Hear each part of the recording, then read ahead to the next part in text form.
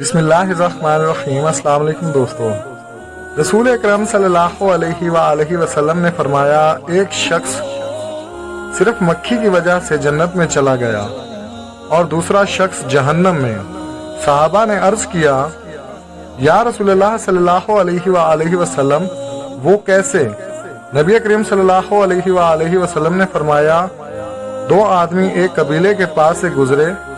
اس قبیلے کا ایک بت تھا جس پر چڑھاوا چڑھائے بغیر کوئی آدمی وہاں سے نہیں گزر سکتا تھا۔ چنانچہ ان میں سے ایک شخص سے کہا گیا کہ اس بت پر چڑھاوا چڑھاؤ۔ اس شخص نے کہا، میرے پاس ایسی کوئی چیز نہیں۔ قبیلے کے لوگوں نے کہا کہ تمہیں چڑھاوا تو چڑھانا پڑے گا، خواہ مکھی ہی پکڑ کر چڑھاؤ۔ مسافر نے مکھی پکڑی اور بت کی نظر کر دی۔